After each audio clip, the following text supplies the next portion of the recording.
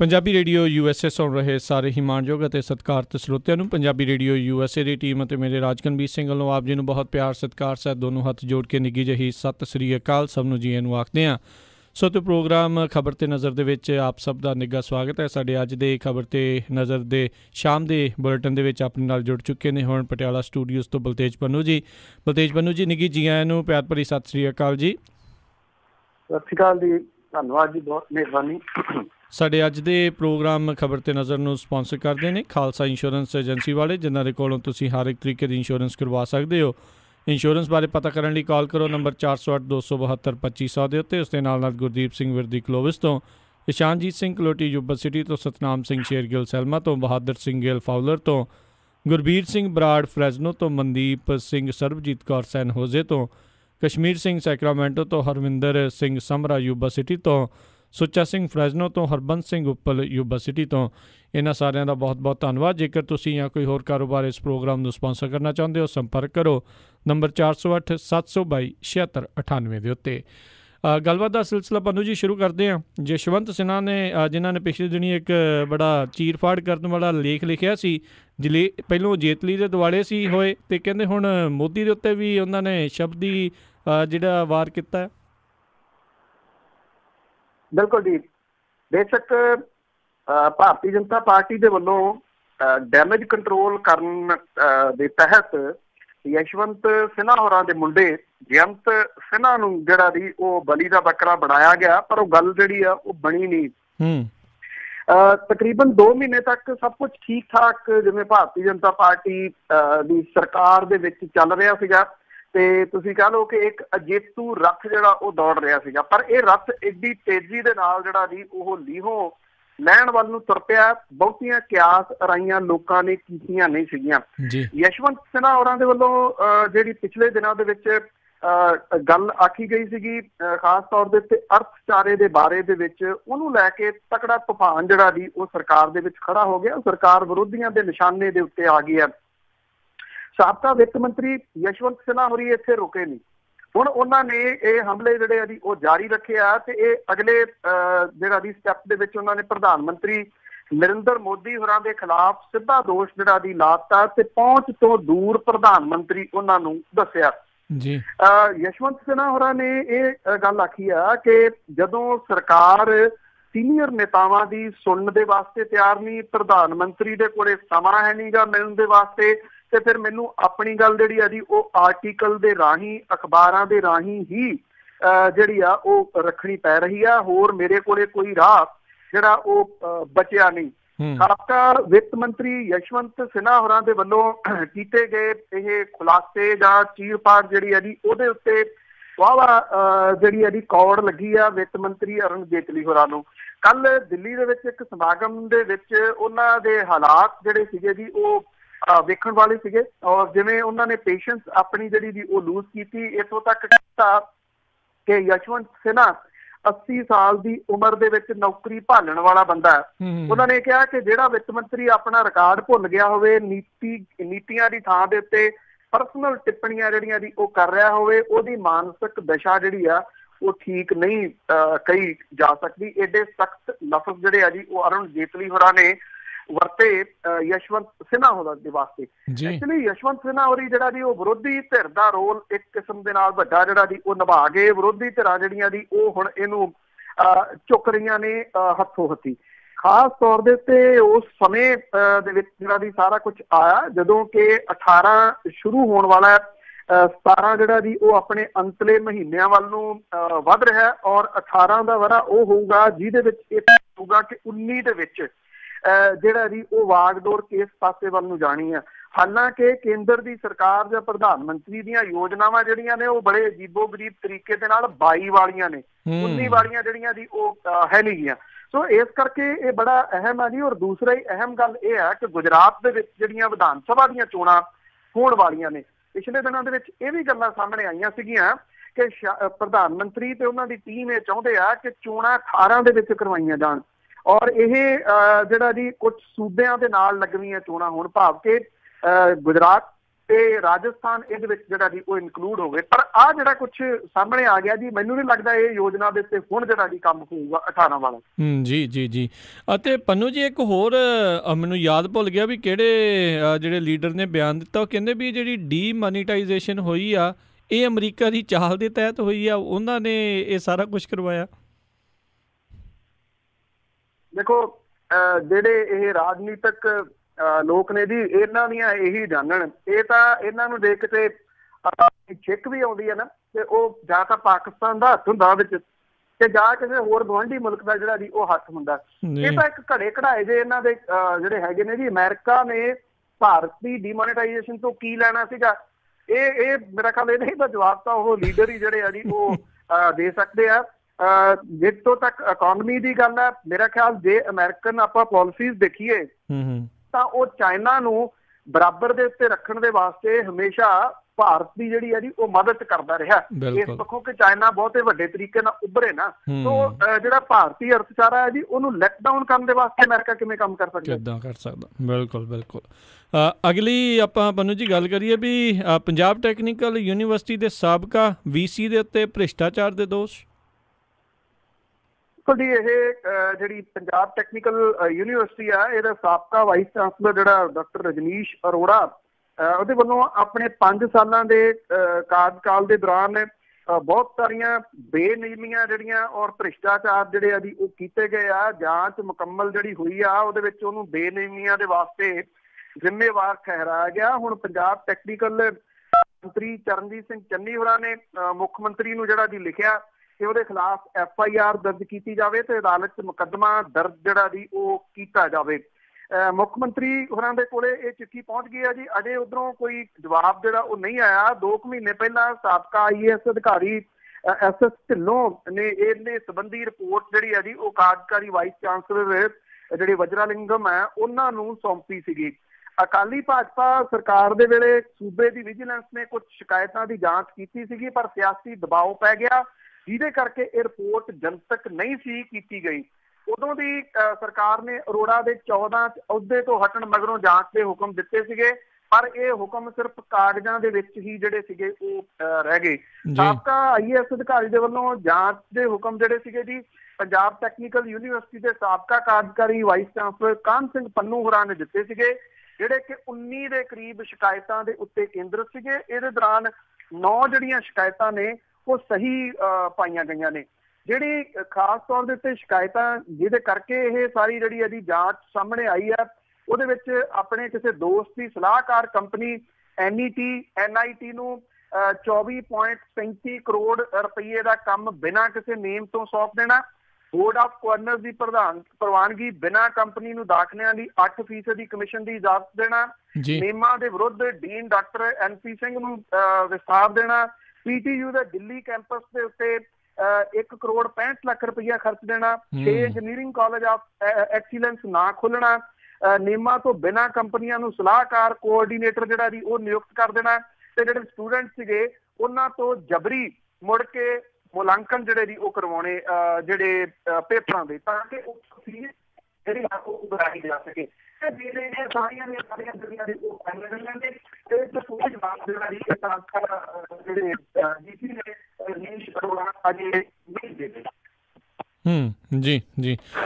ਅਗਲੀ ਪੰਨੂ ਜੀ ਗੱਲ ਕਰੀਏ SGPC ਦੀ ਅਹਿਮ ਮੀਟਿੰਗ ਪਟਿਆਲੇ ਵਿੱਚ ਜਿਹੜੀ ਹੋਣੀ ਆ, ਚਰਚਾਵਾਂ ਨੇ ਵੀ ਬਡੂੰਗਰ ਹੁਣਾਂ ਨੂੰ ਲਾਇਆ ਜਾ ਸਕਦਾ ਹੈ। ਐਕਚੁਅਲੀ ਇਹ ਕੁਝ ਦਿਨ ਪਹਿਲਾਂ ਜਿਹੜੀ ਜੀ ਇਹ ਜਦੋਂ ਸੰਮਣ ਜਾਰੀ ਕੀਤੇ ਗਏ ਆ ਸ਼੍ਰੋਮਣੀ ਗੁਰਦੁਆਰਾ ਪ੍ਰਬੰਧਕ ਕਮੇਟੀ ਨੂੰ, ਸਾਬਕਾ ਜਸਟਿਸ ਰਣਜੀਤ ਸਿੰਘ ਜਿਹੜੇ ਕਿ ਗੁਰੂ ਗ੍ਰੰਥ ਸਾਹਿਬ ਦੀ ਹੋਈ ਬੇਅਦਬੀ ਦੀਆਂ ਘਟਨਾਵਾਂ ਦੀ ਜਾਂਚ ਕਰ ਰਹੇ ਆ, ਤਾਂ ਉਦੋਂ ਤੋਂ ਇਹ ਵਾਦ-ਵਿਵਾਦ ਜਿਹੜਾ ਜੀ ਉਹ ਸ਼ੁਰੂ ਹੋਇਆ। ਇਹ ਕਿਹਾ ਜਾ ਰਿਹਾ ਜੀ ਕਿ ਕਿਰਪਾਲ ਸਿੰਘ ਬਡੂੰਗਰ ਜਿਹੜੇ ਕਿ ਸ਼੍ਰੋਮਣੀ ਗੁਰਦੁਆਰਾ ਪ੍ਰਬੰਧਕ ਕਮੇਟੀ ਦੇ ਪ੍ਰਧਾਨ ਨੇ, ਉਹ ਕਾਫੀ ਔਖੇ ਨੇ ਇਹਨਾਂ ਸੰਮਣਾਂ ਤੋਂ ਕਿ ਸ਼੍ਰੋਮਣੀ ਗੁਰਦੁਆਰਾ ਪ੍ਰਬੰਧਕ ਕਮੇਟੀ ਦੇ ਪ੍ਰਧਾਨ ਨੂੰ ਸੰਮਣ ਕਿਵੇਂ ਜਾਰੀ ਹੋ ਗਏ। ਜਿਹੜਾ ਰਣਜੀਤ ਸਿੰਘ ਹੋਰਾਂ ਦਾ ਕਮਿਸ਼ਨ ਹੈ ਜੀ, ਉਹਨੇ ਸਵਾਲ ਇਹ ਪੁੱਛਿਆ, ਮਾਫ ਕਰਨਾ, ਕਿ ਇੱਕ ਤਾਂ ਰਿਕਾਰਡ ਲਿਆਓ ਜਿਹੜੀ ਚਿੱਠੀ ਤੁਹਾਨੂੰ ਸਰਚੇ ਵਾਲੇ ਨੇ ਲਿਖੀ ਸੀ ਮਾਫੀ ਦੇ ਵਾਸਤੇ, ਇਹਦੇ ਉੱਤੇ ਗਿਆਨੀ ਗੁਰਬਚਨ ਸਿੰਘ ਹੋਰੀ ਕਹਿੰਦੇ ਸਾਡੇ ਕੋਲੇ ਕੋਈ ਰਿਕਾਰਡ ਨਹੀਂ ਹੈਗਾ। ਉਹਨਾਂ ਨੇ ਸਪਸ਼ਟ ਜਵਾਬ ਹੀ ਦੇ ਦਿੱਤਾ। ਔਰ ਦੂਜੀ ਗੱਲ ਜਿਹੜੀ ਹੈ ਜੀ ਇਹਦੇ ਵਿੱਚ ਇਹ ਪੁੱਛੀ ਗਈ ਆ ਕਿ ਜਿਹੜੇ ਇੰਨੇ 96 ਲੱਖ ਰੁਪਏ ਦੇ ਤਕਰੀਬਨ ਇਸ਼ਤਿਹਾਰ ਦਿੱਤੇ ਗਏ ਸੀਗੇ ਉਦੋਂ ਅਖਬਾਰਾਂ ਦੇ ਵਿੱਚ, ਉਹ ਕਿਹੜੀ ਵਜ੍ਹਾ ਕਰਕੇ ਦਿੱਤੇ ਗਏ ਸੀ, ਉਹਦਾ ਰਿਕਾਰਡ ਕੀ ਆ। ਇਹ ਦੋ ਗੱਲਾਂ ਜਿਹੜੀਆਂ ਜੀ ਪੁੱਛੀਆਂ। ਇਹਨੂੰ SGPC ਦੇ ਵਿੱਚ ਜਿਹੜੀ ਹੈ ਜੀ ਉਹ ਘੁਸਰ ਮੁਸਰ ਕਾਫੀ ਤੇਜ਼ ਹੈ। ਕਿਰਪਾਲ ਸਿੰਘ ਬਡੂੰਗਰ ਹੋਰੀ ਇੱਥੇ ਹਸਪੀਟਲ ਦੇ ਵਿੱਚ ਦਾਖਲ ਦੱਸੀ ਦੇ ਨੇ, ਜਿਨ੍ਹਾਂ ਦੀ ਸਿਹਤ ਥੋੜੀ ਖਰਾਬ ਕਹੀ ਜਾ ਰਹੀ ਆ। ਕੱਲ ਨੂੰ ਜਿਹੜਾ ਜੀ ਇੱਥੇ ਮੀਟਿੰਗ ਹੋਣੀ ਆ ਅਹਿਮ ਪਟਿਆਲੇ ਦੇ ਵਿੱਚ, ਔਰ ਇਹਦੇ ਵਿੱਚ ਇਹ ਜਿਹੜੀ ਹੈ ਜੀ ਉਹ ਰੱਖੀ ਜਾਊਗੀ ਗੱਲ। ਇਹ ਵੀ ਕਿਹਾ ਜਾ ਰਿਹਾ ਜੀ ਕਿ ਕਿਰਪਾਲ ਸਿੰਘ ਬਡੂੰਗਰ ਹੋਰੀ ਪੇਸ਼ ਨਹੀਂ ਹੋਣਾ ਚਾਹੁੰਦੇ ਕਮਿਸ਼ਨ ਦੇ ਮੂਹਰੇ ਜੀ, ਔਰ ਇਹਦੇ ਵਾਸਤੇ ਇੱਕ ਜਿਹੜਾ ਕਾਰਜਕਾਰੀ ਪ੍ਰਧਾਨ ਹੈ ਉਹ ਸੌਂਪਿਆ ਜਾ ਸਕਦਾ ਜੀ, ਥਾਪਿਆ ਜਾ ਸਕਦਾ ਸ਼੍ਰੋਮਣੀ ਗੁਰਦੁਆਰਾ ਪ੍ਰਬੰਧਕ ਕਮੇਟੀ ਦੇ ਵੱਲੋਂ। ਔਰ 30 ਤਰੀਕ ਨੂੰ ਜਿਹੜੀ ਹੈ ਜੀ ਇਹ ਮੀਟਿੰਗ ਕੱਲ ਨੂੰ ਜਿਹੜੀ ਆ ਉਹ ਸੱਦੀ ਗਈ ਆ। ਇਹਦੇ ਵਿੱਚ ਇਹ ਪ੍ਰਧਾਨ ਥਾਪ ਕੇ ਫਿਰ ਸ਼ਾਇਦ ਇਹ ਜਿਹੜਾ ਕੀਤਾ ਜਾਊਗਾ ਕਿ ਉਹ ਉੱਥੇ ਜਾ ਕੇ ਕਮਿਸ਼ਨ ਦੇ ਮੂਹਰੇ ਜਿਹੜਾ ਉਹ ਪੇਸ਼ ਹੋ ਆਵੇ। ਬਾਈਬਲ ਕਲਾਂ ਗੋਲੀकांड ਸਣੇ ਬੇਅਦਬੀ ਮਾਮਲਿਆਂ ਦੇ ਵਿੱਚ ਜਿਹੜਾ ਜੀ ਇਹ ਪੇਸ਼ ਹੋਣਾ ਪੈਣਾ ਔਰ ਰਿਕਾਰਡ ਜਿਹੜਾ ਜੀ ਉਹ ਲਿਜਾਣਾ ਪੈਣਾ। ਇਹ ਕਿਹਾ ਜਾ ਰਿਹਾ ਜੀ ਕਿ ਆਉਂਦੇ ਦਿਨਾਂ ਦੇ ਵਿੱਚ ਸ਼੍ਰੋਮਣੀ ਕਮੇਟੀ ਤੇ ਅਕਾਲੀ ਦਲ ਸੂਬੇ ਦੇ ਅੰਦਰ ਕਾਂਗਰਸ ਪਾਰਟੀ ਦੇ ਖਿਲਾਫ ਇਸ ਮਾਮਲੇ ਨੂੰ ਲੈ ਕੇ ਤਿੱਖਾ ਸੰਘਰਸ਼ ਜਿਹੜਾ ਜੀ ਉਹ ਵਿੱਢ ਸਕਦੀ ਹੈ ਕਿ ਸ਼੍ਰੋਮਣੀ ਕਮੇਟੀ ਨੂੰ ਇਹਦੇ ਵਿੱਚ ਕਿਵੇਂ ਜਿਹੜਾ ਉਹ ਸੱਦਿਆ ਗਿਆ। ਜਦੋਂ ਇਹ ਮਾਮਲਾ ਜਥੇਦਾਰਾਂ ਦੇ ਵਿਚਾਲੇ ਸੀਗਾ, ਜਦੋਂ ਇੱਕ ਜਿਹੜੇ ਹੁਣ ਸਾਬਕਾ ਹੋ ਗਏ ਤਾਂ ਦਮਦਮਾ ਸਾਹਿਬ ਦੇ ਜਥੇਦਾਰ, ਉਹਨਾਂ ਨੇ ਜਦੋਂ ਕਹਿ ਦਿੱਤਾ ਸੀਗਾ ਕਿ ਇੱਕ ਚਿੱਠੀ ਜਿਹੜੀ ਆ ਜੀ ਉਹ ਚੰਡੀਗੜ੍ਹ ਦੀ ਕੋਠੀ ਚੋਂ ਦਿੱਤੀ ਗਈ ਸੀ ਵੀ ਆਹ ਲਓ ਆਹ ਚਿੱਠੀ ਲੈ ਜਾਓ ਤੇ ਜਾ ਕੇ ਮਾਫ ਕਰ ਦਿਓ ਸਰਸੇ ਵਾਲੇ ਨੂੰ। ਬੇਸ਼ੱਕ ਜਥੇਦਾਰ ਜਿਹੜਾ ਜੀ ਇਹ ਕਹੀ ਜਾਣ ਉਹਨਾਂ ਕੋਲੇ ਰਿਕਾਰਡ ਕੋਈ ਮੌਜੂਦ ਨਹੀਂਗਾ।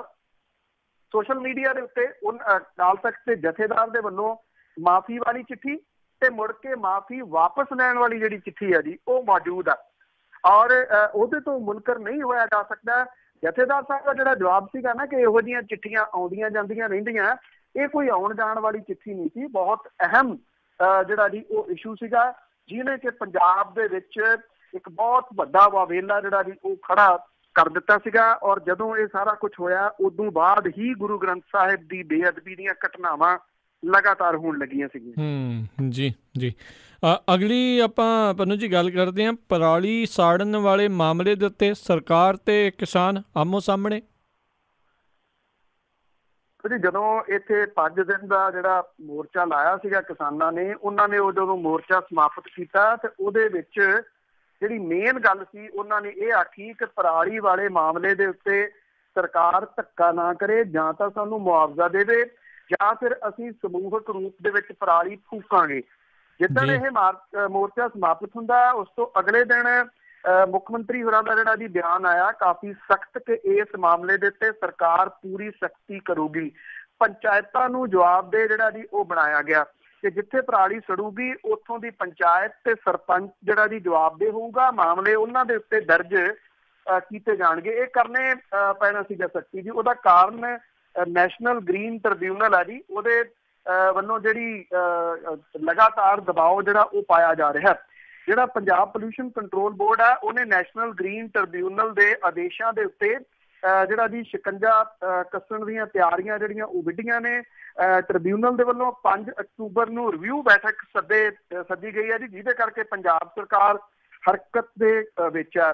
ਇਹ ਕਿਹਾ ਜਾ ਰਿਹਾ ਜੀ ਕਿ ਪਰਾਲੀ ਸਾੜਨ ਦੇ ਮਾਮਲੇ ਦੇ ਵਿੱਚ ਪੰਜਾਬ 10,400 ਕਿਸਾਨਾਂ ਨੂੰ ਜਿਹੜੀਆਂ ਡਿਸਟ੍ਰਿਕਟ ਲੈਵਲ ਦੇ ਉੱਤੇ ਬਣਾਈਆਂ ਨਿਗਰਾਨ ਕਮੇਟੀਆਂ ਨੇ ਜੀ, ਉਹਨਾਂ ਦੇ ਨਿਰੀਖਣ ਦੇ ਮਗਰੋਂ ਜੁਰਮਾਨੇ ਕੀਤੇ ਗਏ ਸੀ ਪਿਛਲੇ ਸਾਲ। ਔਰ ਇਸ ਵਾਰੀ ਇਹ ਕਿਹਾ ਜਾ ਰਿਹਾ ਕਿ ਜੁਰਮਾਨੇ ਬਹੁਤ ਜ਼ਿਆਦਾ ਜਿਹੜੇ ਆ ਜੀ ਹੋਣਗੇ। ਉਧਰ ਕਿਸਾਨ ਜਿਹੜੇ ਆ ਉਹ ਇਹ ਕਹਿੰਦੇ ਆ ਕਿ ਅਸੀਂ ਪਰਾਲੀ ਜਿਹੜੀ ਆ ਜੀ ਉਹ ਫੂਕਾਂਗੇ।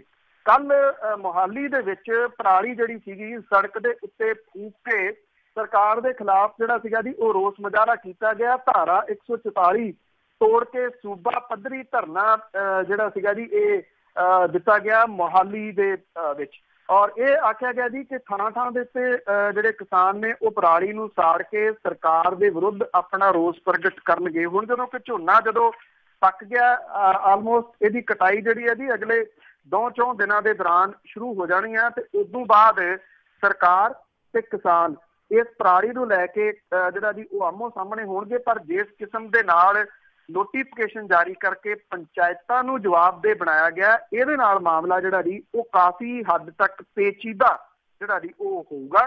ਕਿਉਂਕਿ ਦੇਖਣਾ ਇਹ ਹੋਊਗਾ ਕਿ ਪੰਚਾਇਤਾਂ ਜਿਹੜੀਆਂ ਨੇ ਉਹ ਕਿਵੇਂ ਰੋਕਦੀਆਂ ਨੇ ਇਸ ਪਰਾਲੀ ਨੂੰ ਸੜਨ ਤੋਂ। ਜੀ ਜੀ ਜੀ। ਅਗਲੀ ਪੰਨੂ ਜੀ ਗੱਲ ਕਰਦੇ ਆ, ਸਰਕਾਰੀ ਕਾਰਾਂ ਦੀ ਦੁਰਵਰਤੋਂ ਦੇ ਉੱਤੇ ਬ੍ਰੇਕ ਲੱਗੇਗੀ ਪੰਜਾਬ ਦੇ ਵਿੱਚ? ਦੇਖੋ ਜੀ, ਐਕਚੁਅਲੀ ਜਿਹੜੇ ਸਰਕਾਰ ਕਿਸੇ ਨਾ ਕਿਸੇ ਤਰੀਕੇ ਦੇ ਨਾਲ ਖਰਚੇ ਜਿਹੜਾ ਜੀ ਉਹ ਬਚਾਉਣ ਦੀ ਕੋਸ਼ਿਸ਼ ਕਰ ਰਹੀ ਹੈ। ਜਿਹੜੇ ਮੰਤਰੀ ਸੰਤਰੀ ਨੇ ਉਹਨਾਂ ਦੇ ਤੇਲ ਦੀ ਖਪਤ ਜਿਹੜੀ ਆ ਉਹ ਘਟਾਈ ਜਾ ਰਹੀ ਹੈ। ਜਿਵੇਂ ਕਿਹਾ ਜਾ ਰਿਹਾ ਅੰਨ੍ਹੇਵਾਹ ਜਿਹੜਾ ਪੈਟਰੋਲ ਡੀਜ਼ਲ ਫੂਕਿਆ ਜਾ ਰਿਹਾ ਸੀਗਾ ਉਹਦੇ ਉੱਤੇ ਰੋਕ ਲੱਗ ਰਹੀ ਹੈ, ਜਿਹੜੀ ਲੱਗਣੀ ਵੀ ਚਾਹੀਦੀ ਹੈ ਜੀ। ਉਧਰ ਹੁਣ ਪੰਜਾਬ ਸਰਕਾਰ ਦੇ ਵੱਲੋਂ ਜਿਹੜੇ ਸਰਕਾਰੀ ਇਹ ਵਹੀਕਲਸ ਨੇ ਇਹਦੇ ਉੱਤੇ ਵਹੀਕਲਸ ਮੈਨੇਜਮੈਂਟ ਸਿਸਟਮ ਜਿਹੜਾ ਜੀ ਉਹ ਲਿਆਂਦਾ ਜਾ ਰਿਹਾ ਔਰ ਇਹਦੇ ਨਾਲ ਜਿਹੜੇ ਸਰਕਾਰੀ ਵਹੀਕਲਸ ਨੇ ਉਹਨਾਂ ਦੀ ਇੱਕ ਤਾਂ ਕੁੱਲ ਗਿਣਤੀ ਜਿਹੜੀ ਸਾਹਮਣੇ ਆਊਗੀ। ਵਹੀਕਲ ਦੀ ਵਰਤੋਂ ਜਾਂ ਦੁਰਵਰਤੋਂ ਨੂੰ ਕੰਪਿਊਟਰ ਦੇ ਰਾਹੀਂ ਚੰਡੀਗੜ੍ਹ ਬੈਠ ਕੇ ਵੇਖਿਆ ਜਾ ਸਕੂਗਾ। ਜਿਹੜਾ ਵਿੱਤ ਵਿਭਾਗ ਹੈ ਉਹਦੇ ਵੱਲੋਂ ਟਰਾਂਸਪੋਰਟ ਵਿਭਾਗ ਨੂੰ ਇਹ ਸਿਸਟਮ ਤਿਆਰ ਕਰਨ ਦੀਆਂ ਹਦਾਇਤਾਂ ਦਿੱਤੀਆਂ ਗਈਆਂ ਨੇ। 1 ਮਹੀਨੇ ਦੇ ਅੰਦਰ ਅੰਦਰ ਇਹ ਤਕਨੀਕ ਜਿਹੜੀ ਹੈ ਜੀ ਉਹ ਲਾਗੂ ਹੋ ਜਾਊਗੀ। ਇਹ ਕਿਹਾ ਜਾ ਰਿਹਾ ਜੀ ਕਿ ਜਿਹੜੇ ਪੰਜਾਬ ਸਰਕਾਰ ਦੇ ਸਮੁੱਚੇ ਵਿਭਾਗ, ਬੋਰਡ, ਨਿਗਮ, ਸੁਸਾਇਟੀਆਂ ਦੇ ਕੋਲੇ ਕਿੱਦਾਂ ਦੇ ਵਹੀਕਲ ਨੇ, ਕੋਈ ਵੀ ਗਿਣਤੀ ਮੌਜੂਦ ਹੀ ਨਹੀਂ ਗੀ ਜੀ। ਔਰ ਵਿੱਤ ਵਿਭਾਗ ਨੇ ਜਦੋਂ ਵਿਭਾਗਾਂ ਤੋਂ ਕਾਰਾਂ ਦੀ ਗਿਣਤੀ ਬਾਰੇ ਪੁੱਛਿਆ ਤਾਂ ਜ਼ਿਆਦਾਤਰ ਵਿਭਾਗ ਜਿਹੜੇ ਸੀਗੇ ਜੀ ਇਹਦੀ ਗਿਣਤੀ ਬਾਰੇ ਜਾਣਕਾਰੀ ਨਹੀਂ ਦੇ ਸਕੇ। ਇਹਦੇ ਉਲਟ ਵਿਭਾਗਾਂ ਦੇ ਵੱਲੋਂ ਨਵੇਂ ਵਹੀਕਲ ਜਿਹੜੇ ਉਹ ਖਰੀਦ ਕੇ ਵਿੱਤ ਵਿਭਾਗ ਤੋਂ ਪ੍ਰਵਾਨਗੀ ਲਈ ਕੇਸ ਲਗਾਤਾਰ ਭੇਜੇ ਜਾ ਰਿਹਾ। ਸਰਕਾਰ ਦਾ ਇਹ ਕਹਿਣਾ ਹੈ ਕਿ ਬਲਾਕ ਪੱਧਰ ਦੇ ਉੱਤੇ BDPO ਤੋਂ ਲੈ ਕੇ ਰਾਜਧਾਨੀ ਦੇ ਵਿੱਚ IAS ਤੇ PCS ਅਫਸਰਾਂ ਦੇ ਕੋਲੇ ਬਹੁਤ ਜ਼ਿਆਦਾ ਵਹੀਕਲ ਨੇ, ਪਰ ਸਾਰੇ ਤੱਥਾਂ ਦੇ ਉੱਤੇ ਪਰਦਾ ਜਿਹੜਾ ਜੀ ਉਹ ਪਾ ਰਹੇ ਨੇ। ਹੁਣ ਇਹਨਾਂ ਦੇ ਸਾਰੇ ਜਿੰਨੇ ਵਹੀਕਲ ਨੇ ਜੀ ਇਹਦਾ ਵੈਬ ਡਾਟਾ ਤਿਆਰ ਕੀਤਾ ਜਾ ਰਿਹਾ ਹੈ। ਫਿਊਚਰ ਦੇ ਵਿੱਚ ਸਰਕਾਰੀ ਜਿਹੜੇ ਵਹੀਕਲ ਨੇ ਉਹਨਾਂ ਦੀ ਸਹੀ ਵਰਤੋਂ ਕਿਹੜੇ ਪੱਧਰ ਦਾ ਅਧਿਕਾਰੀ ਜਾਂ ਅਫਸਰ ਕਿਹੜਾ ਵਹੀਕਲ ਵਰਤ ਰਿਹਾ, ਇਹਦਾ ਡਰਾਈਵਰ ਕੌਣ, ਤੇਲ ਇਹਦੇ ਵਿੱਚ ਕਿੰਨਾ ਪੈ ਰਿਹਾ, ਇਹ ਸਾਰਾ ਕੁਝ ਜਿਹੜਾ ਜੀ ਆਨਲਾਈਨ ਹੋ ਜਾਊਗਾ। ਔਰ ਇਹ ਸਾਰੀ ਜਾਣਕਾਰੀ ਜਿਹੜੀ ਵਿਭਾਗ ਦੇ ਮੁਖੀਆਂ ਦੇ ਵੱਲੋਂ ਇੰਟਰਨੈਟ ਦੇ ਉੱਤੇ ਡਾਊਨਲੋਡ ਜਿਹੜੀ ਆ ਉਹ ਕੀਤੀ ਜਾਊਗੀ। ਪੰਜਾਬ ਸਰਕਾਰ ਇਹ ਮੰਨਦੀ ਹੈ ਕਿ ਇਸ ਸਮੇਂ ਪੰਜਾਬ ਪੁਲਿਸ ਦੇ ਕੋਲੇ ਸਭ ਤੋਂ ਜ਼ਿਆਦਾ ਵਹੀਕਲ ਨੇ। ਸੁਰੱਖਿਆ ਦੇ ਨਾਂ ਦੇ ਉੱਤੇ ਹਰ ਸਾਲ ਵੱਡੀ ਗਿਣਤੀ ਦੇ ਵਿੱਚ ਖਰੀਦ ਕੀਤੀ ਜਾਂਦੀ ਹੈ ਵਹੀਕਲਸ ਦੀ, ਪਰ ਪੁਲਿਸ ਦੇ ਵੱਲੋਂ ਵਿੱਤ ਵਿਭਾਗ ਨੂੰ ਜਿਹੜੇ ਵਹੀਕਲ ਆ ਇਹਨਾਂ ਦੀ ਗਿਣਤੀ ਦੇ ਬਾਰੇ ਕੋਈ ਜਾਣਕਾਰੀ ਜਿਹੜੀ ਆ ਉਹ ਨਹੀਂ ਦਿੱਤੀ ਜਾਂਦੀ। ਔਰ ਪੁਲਿਸ ਦੇ ਸੀਨੀਅਰ ਅਧਿਕਾਰੀ ਜਿਹੜੇ ਆ ਜੀ ਉਹ ਕਹਿੰਦੇ ਆ ਕਿ ਕਈ IPS ਅਫਸਰਾਂ ਨੇ ਅੱਧੀ ਦਰਜਨ ਵਹੀਕਲ ਜਿਹੜੇ ਆ ਉਹ ਰੱਖੇ ਹੋਏ ਆ। ਔਰ ਪੰਜਾਬ ਦੇ IAS ਅਫਸਰਾਂ ਦੇ ਵੱਲੋਂ ਜਿਹੜੇ ਸਰਕਾਰੀ ਵਹੀਕਲ ਆ ਇਹਨਾਂ ਦੀ ਰੱਜ ਕੇ ਦੁਰਵਰਤੋਂ ਕੀਤੀ ਜਾਂਦੀ ਆ। ਕਿਤੇ ਅਫਸਰਾਂ ਦੇ ਬੱਚਿਆਂ ਨੂੰ ਸਕੂਲ ਛੱਡਣ ਜਾ ਰਹੇ ਨੇ ਵਹੀਕਲ, ਕਿਤੇ ਇਹਨਾਂ ਦੇ ਜਿਹੜੇ ਪਰਿਵਾਰਕ ਮੈਂਬਰ ਨੇ ਉਹ ਸ਼ਾਪਿੰਗ ਕਰਦੇ ਫਿਰਦੇ ਨੇ। ਤੋ ਇਹਦੇ ਉੱਤੇ ਸਾਰਿਆਂ ਤੇ ਕੰਟਰੋਲ ਜਿਹੜਾ ਜੀ ਉਹ ਲੱਗ ਜੂਗਾ। ਇਹ ਪਤਾ ਲੱਗ ਜਾ ਕਰੂਗਾ ਕਿ ਕਿੰਨੇ ਵਹੀਕਲ ਨੇ ਤੇ ਇਸ ਵੇਲੇ ਵਹੀਕਲ ਫਿਰ ਕਿੱਥੇ ਰਿਹਾ ਜੀ।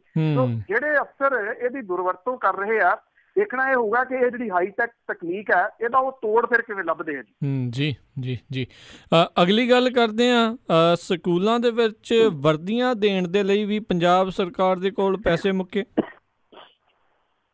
ਦੇਖੋ ਜੀ, ਐਕਚੁਅਲੀ ਇਹ ਸੂਬੇ ਦੇ ਜਿਹੜੇ ਸਕੂਲੀ ਵਿਦਿਆਰਥੀ ਨੇ ਇਹਨਾਂ ਨੂੰ 400 ਰੁਪਏ ਦੀ ਵਰਦੀ ਜਿਹੜੀ ਹੈ ਜੀ ਹੁਣ ਦਿੱਤੀ ਜਾਊਗੀ। ਔਰ ਮਹਿੰਗਾਈ ਦੇ ਵਿੱਚ ਜੀ 400 ਰੁਪਏ ਵਿੱਚੋਂ ਵਰਦੀ ਸਿਉਣ ਦਾ ਖਰਚਾ ਵੀ ਕੱਢਿਆ ਜਾਊਗਾ।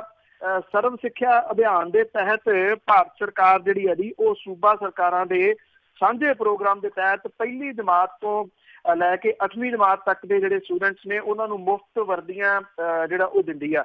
ਇਹਦੇ ਤਹਿਤ ਕੁੱਲ ਖਰਚੇ ਦਾ 60% ਹਿੱਸਾ ਭਾਰਤ ਸਰਕਾਰ ਦਿੰਦੀ ਹੈ, 40% ਹਿੱਸਾ ਸੂਬੇ ਵੱਲੋਂ ਪਾਇਆ ਜਾਂਦਾ, ਭਾਵ ਕਿ ਪੰਜਾਬ ਸਰਕਾਰ ਦੇ ਵੱਲੋਂ ਪਾਇਆ ਜਾਂਦਾ।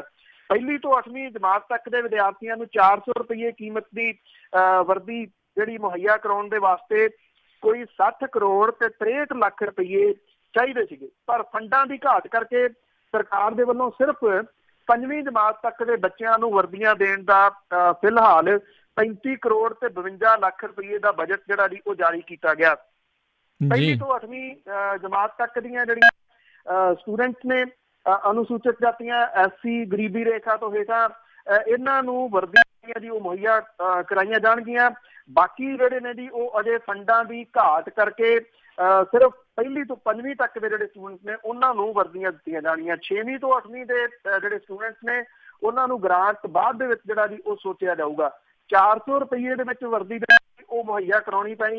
ਇਹਦੇ ਵਿੱਚ ਕਮੀਜ਼, ਸਲਵਾਰ, ਦੁਪੱਟਾ, ਗਰਮ ਸਵੈਟਰ, ਬੂਟ, ਜਰਾਬਾਂ, ਇਹ ਸਾਰਾ ਕੁਝ 400 ਰੁਪਏ ਚ ਕਿੱਥੋਂ ਮਿਲੂਗਾ, ਇਹ ਜਿਹੜਾ ਜੀ ਉਹ ਪਤਾ। ਔਰ ਇਹ ਵੀ ਕਿਹਾ ਜਾ ਰਿਹਾ ਜੀ ਕਿ ਜਿਹੜੀ ਚਿੱਠੀ ਲਿਖੀ ਗਈ ਆ ਉਹਦੇ ਵਿੱਚ ਕਿਹਾ ਗਿਆ कि ਜਿਹੜੇ ਖਰੀਦੇ ਜਾਣ ਵਾਲੇ ਕੱਪੜੇ ਨੇ ਉਹ ਚੰਗੀ ਕੁਆਲਿਟੀ ਦੇ ਜਿਹੜੇ ਹੋਣੇ ਚਾਹੀਦੇ ਔਰ ਜਿਹੜੀ ਪੋਲੀਸਟਰ ਤੇ ਕਾਟਨ ਦੀ ਮਾਤਰਾ ਦੇ ਵਿੱਚ 67 ਤੇ 33% ਜਿਹੜੀ ਆ ਉਹ ਹੋਣੀ ਚਾਹੀਦੀ ਆ। ਹੁਣ ਸਵਾਲ ਇਹ ਆ ਕਿ ਜੇ ਇਸ ਲੈਵਲ ਦੀ ਵੀ ਖਰੀਦਣੀ ਹੈ ਤੇ ਖਰੀਦਣੀ ਵੀ 400 ਰੁਪਏ ਦੇ ਵਿੱਚ ਹੈ ਤੋ ਇੱਕ ਪੁਰਾਣਾ ਜਿਹੜਾ ਦੀ ਉਹ ਚੁਟਕਲਾ ਹੁੰਦਾ ਸੀਗਾ, ਕਿਸੇ ਨੇ ਕਿਹਾ ਸੀ ਰੁਪਈਏ 2 ਆ ਤੇ ਕੁੱਕੜ ਨਾਲ ਰੋਟੀ ਕਿਵੇਂ ਖਾਈਏ, ਉਹ ਕਹਿੰਦਾ ਵੀ 2 ਰੁਪਈਏ ਦੇ ਫੁਲਕੇ ਲੈ ਆ ਤੇ ਕੁੱਕੜ ਦੀ ਫੋਟੋ ਲਾ ਲਾ। ਇਹੀ ਕੁਛ ਹੋਊਗਾ ਜੀ। 400 ਰੁਪਈਏ ਦੇ ਵਿੱਚ ਗਰਮ ਵਰਦੀਆਂ, ਬੂਟ, ਜਰਾਬਾਂ, ਦੁਪੱਟਿਆਂ ਦੇ ਨਾਲ ਜਿਹੜੀ ਉਹ ਕਿੱਥੋਂ ਆਉਣਗੀਆਂ, ਇਹਦੀ ਕੁਆਲਿਟੀ ਕਿਹੋ ਜਿਹੀ ਹੋ ਸਕਦੀ ਆ, ਇਹਦਾ ਅੰਦਾਜ਼ਾ ਤੁਸੀਂ ਰੁਪਈਏ ਤੇ ਜੋ ਕੁਝ ਸਰਕਾਰ ਨੂੰ ਚਾਹੀਦਾ ਉੱਥੋਂ ਲਾ ਸਕਦੇ। ਜੀ ਜੀ। ਅਗਲੀ ਆਪਾਂ ਗੱਲ ਕਰਦੇ ਹਾਂ ਪ੍ਰਿਯੰਕਾ ਉਰਫ ਹਨੀਪ੍ਰੀਤ ਦਾ ਡਰਾਈਵਰ ਗ੍ਰਿਫਤਾਰ, ਇਸ ਦੇ ਲੱਭਣ ਦੇ ਆਸਾਰ ਵਧੇ ਨੇ। ਬਿਲਕੁਲ ਜੀ, ਇਸ ਵੇਲੇ ਵੱਡੀਆਂ ਆਲੋਚਨਾਵਾਂ ਦਾ ਸ਼ਿਕਾਰ ਹੋਈ ਪਈ ਹਰਿਆਣੇ ਦੀ ਸਰਕਾਰ ਤੇ ਹਰਿਆਣੇ ਦੀ ਪੁਲਿਸ ਜਿਹੜੀ ਹੈ ਜੀ ਉਹ ਅੱਖੀ ਪਲਾਹੀ ਹੱਥ ਜਿਹੜੇ ਆ ਜੀ ਉਹ ਤਕੜੇ ਪੱਧਰ ਦੇ ਉੱਤੇ ਮਾਰ ਰਹੀ ਆ ਜੀ।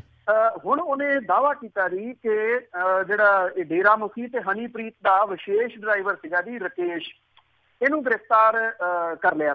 ਇਹਨੂੰ ਪੰਚਕੂਲੇ ਦੀ ਅਦਾਲਤ ਦੇ ਵਿੱਚ ਪੇਸ਼ ਕੀਤਾ ਗਿਆ। 10 ਦਿਨ ਦਾ ਇਹਦਾ ਪੁਲਿਸ ਦਾ ਰਿਮਾਂਡ ਜਿਹੜਾ ਜੀ ਉਹ ਮਿਲਿਆ। ਹਰਿਆਣੇ ਦੀ ਪੁਲਿਸ ਇਹ ਦਾਅਵਾ ਕਰ ਰਹੀ ਆ ਕਿ ਉਹਨੂੰ 11 ਟਿਕਾਣਿਆਂ ਦਾ ਰਕੇਸ਼ ਤੋਂ ਜਿਹੜਾ ਉਹ ਪਤਾ ਲੱਗਿਆ। ਇਹ ਟਿਕਾਣੇ ਦਿੱਲੀ, ਹਰਿਆਣਾ, ਰਾਜਸਥਾਨ, ਪੰਜਾਬ ਦੇ ਵਿੱਚ ਜਿਹੜਾ ਉਹ ਦੱਸੀ ਦੇ ਆ।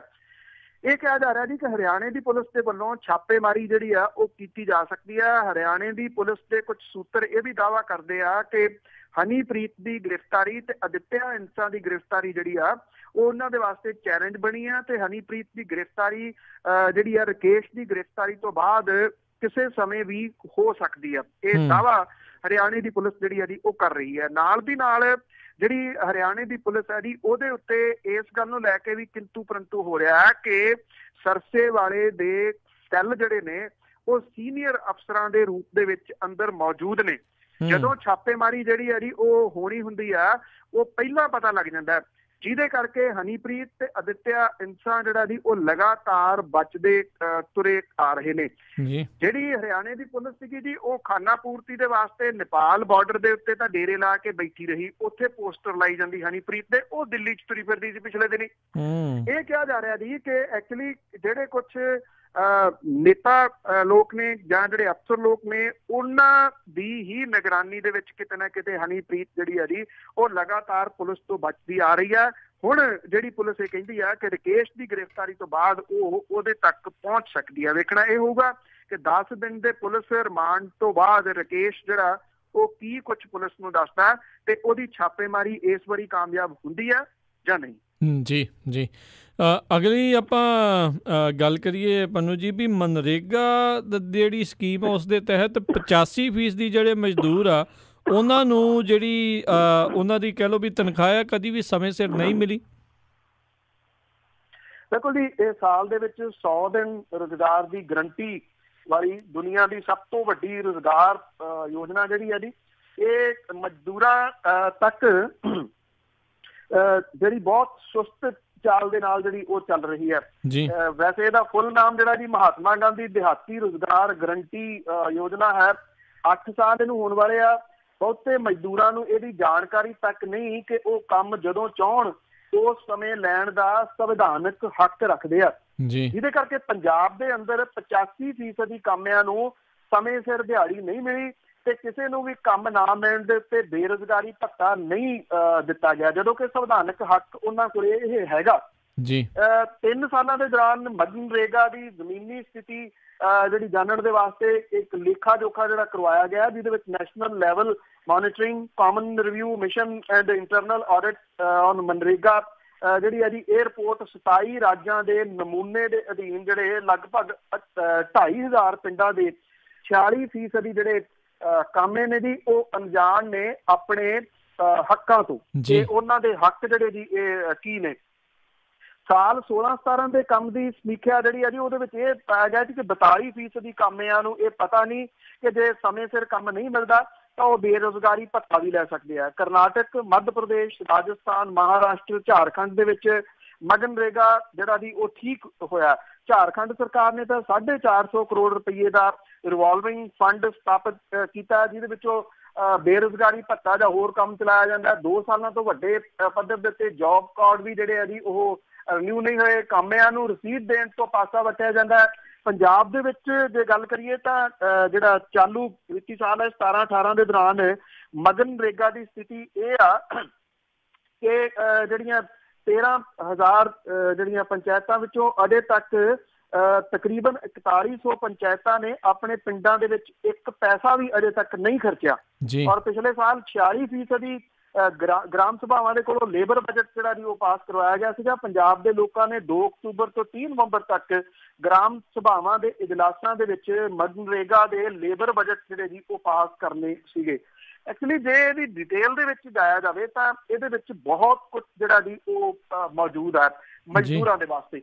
ਪਰ ਸਵਾਲ ਇਹ ਹੈ ਜੀ ਕਿ ਜੇ ਮਜ਼ਦੂਰ ਜਿਹੜੇ ਨੇ ਉਹਨਾਂ ਨੂੰ ਉਹਨਾਂ ਦੇ ਹੱਕਾਂ ਤੋਂ ਜਾਣੂ ਸਰਕਾਰਾਂ ਕਰਵਾ ਦੇਣਗੀਆਂ, ਉਹ ਇੱਥੇ ਦਿਹਾੜੀ ਲਾ ਕੇ ਜਿਹੜਾ ਜੀ ਉਹ ਕੰਮ ਕਰਕੇ ਆਪਣੀ ਰੋਟੀ ਕਮਾਉਣ ਲੱਗੇ, ਤੇ ਫਿਰ ਸਰਕਾਰ ਦੀਆਂ ਜਿਹੜੀਆਂ ਆਟਾ ਦਾਲ ਸਕੀਮਾਂ ਨੇ ਉਹ ਤਾਂ ਫੇਲ ਹੋ ਜਾਣਗੀਆਂ।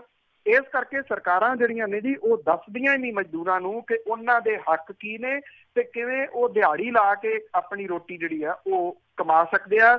ਬੇਰੁਜ਼ਗਾਰੀ ਸਭ ਤੋਂ ਵੱਡਾ ਇੱਕ ਚਿੰਤਾ ਦਾ ਵਿਸ਼ਾ ਹੈ, ਪਰ ਜਿਹੜੀਆਂ ਇਹੋ ਜਿਹੀਆਂ ਸਕੀਮਾਂ ਨੇ ਉਹਨਾਂ ਦਾ ਲਾਹਾ ਵੀ ਪੰਜਾਬ ਵਰਗਾ ਸੂਬਾ ਵੀ ਜਦੋਂ ਨਹੀਂ ਲੈਂਦਾ ਮੈਕਸੀਮਮ ਜਿਹੜਾ ਜੀ, ਤੇ ਫਿਰ ਕੁਐਸਚਨ ਮਾਰਕ ਤਾਂ ਜਿਹੜੇ ਜੀ ਉੱਠਦੇ ਨੇ। ਜੀ ਬਿਲਕੁਲ। ਤੇ ਪੰਨੂ ਜੀ ਬਹੁਤ ਬਹੁਤ ਤੁਹਾਡਾ ਧੰਨਵਾਦ ਕਰਦੇ ਹਾਂ, ਤੁਸੀਂ ਸਾਡੇ ਨਾਲ ਜੁੜੇ ਇਹਨਾਂ ਖਬਰਾਂ ਬਾਰੇ ਸਾਨੂੰ ਵਿਸਤਾਰ 'ਚ ਜਾਣਕਾਰੀ ਦਿੱਤੀਆਂ। ਅਗਲੀ ਵਾਰ ਤੱਕ ਲਈ ਬਹੁਤ ਬਹੁਤ ਧੰਨਵਾਦ, ਬੜੀ ਮਿਹਰਬਾਨੀ। ਸਤਿ ਸ੍ਰੀ ਅਕਾਲ। ਧੰਨਵਾਦ ਜੀ, ਬਹੁਤ ਮਿਹਰਬਾਨੀ, ਸਤਿ ਸ੍ਰੀ ਅਕਾਲ। ਤੇ ਸਰੋਤਿਓ ਇੱਥੇ ਹੀ ਸਾਡਾ ਅੱਜ ਦਾ ਪ੍ਰੋਗਰਾਮ ਸਮਾਪਤ ਹੈ। ਮਿਲਾਂਗੇ ਅਗਲੇ ਬੁਲੇਟਿਨ ਦੇ ਵਿੱਚ। ਉਦੋਂ ਤੱਕ ਲਈ ਤੁਹਾਨੂੰ ਸਾਰਿਆਂ ਨੂੰ ਬਹੁਤ ਪਿਆਰ ਸਤਿਕਾਰ ਸਾਹਿਬ ਦੋਨੋਂ ਜੋੜ ਕੇ ਨਿੱਘੀ ਜਿਹੀ ਸਤਿ ਸ੍ਰੀ ਅਕਾਲ। ਜਿਉਂਦੇ ਵਾਸਤੇ ਰਹੋ, ਹੱਸਦੇ ਖੇਲਦੇ ਰਹੋ, ਸੁਣਦੇ ਰਹੋ ਪੰਜਾਬੀ ਰੇਡੀਓ USA।